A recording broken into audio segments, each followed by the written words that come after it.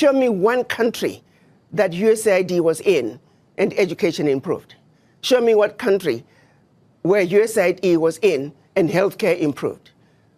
The social services they're bringing, it's peanuts. The American taxpayer needs to know the billions of dollars that are being given to USAID, a fraction is making it to the people. Let's look at what HIV/AIDS was used to do. We know of a program that was run out of South Africa where they actually were injecting people with the virus. The reason some of the AIDS virus spread as rapidly as it did in Southern Africa, there were some very dirty games being played on African people. They were using Africans as guinea pigs for experimental activities. Even when you look at every aspect, they're using us as guinea pigs. Yes, there is some good, a percentage of some good, but not all of it is done with good intentions. You look at agriculture, they're destroying African agriculture by introducing those GMOs. You plant your seed in one season, your soil is finished.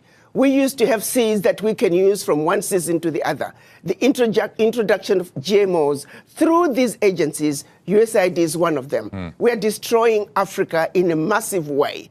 A little good is coming out, but by and large, the end result, they mean no good. They can turn around and give us an inventory and say, as long as you have been in Africa and also other parts of the world, show us your success rate. You claim you are helping governments with education and healthcare. Show us your success rate. But I also turn around and say, African governments, why do you need this little aid to assist you in providing proper healthcare, proper education? The average African government can afford to provide those services for their people. Why does such a continent that did so much to help Europe recover continue to be so poor? Let's be realistic here. Let's not talk about peanuts. Africa does not need the aid. What we need is for those who are exploiting Africa to stop. Africa has everything it needs. If Africa could have contributed as much as it did to the recovery of Europe post-World War II, why wasn't Africa equally developed? This is a wake-up call to the African leaders to take inventory of what is really happening in their countries. Do they really need the peanuts that are coming in as aid? What is really going out? If I may use the example of what happened in Niger, when the government decided they were going to take over the mining of their uranium.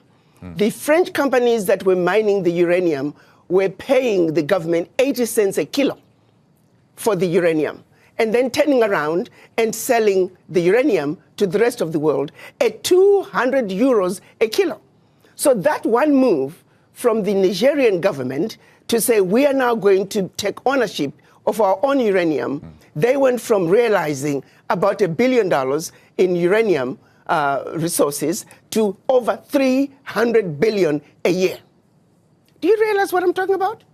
No amount of NGO could bring that kind of money. And this is only one mineral.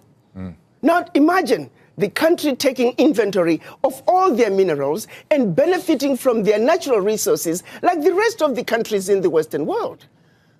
That is what African leaders need to look at. Do you see that in the horizon of African leaders right now? They're do you see them? Who do you see as the standout winners of that kind of change? And who do you think is still chasing AID contracts? Let me tell you, we need to look at what's happening in Burkina Faso, Niger, and Mali. President Traoré is standing up. He is saying the natural resources in Burkina Faso, they belong to the people of Burkina Faso. Niger is doing the same thing. Mali is doing the same thing. Every leader must look at what's happening in the Sahel nations to say, like anybody else, you must take care of your people. You have your natural resources. You have everything you need to take care of your people.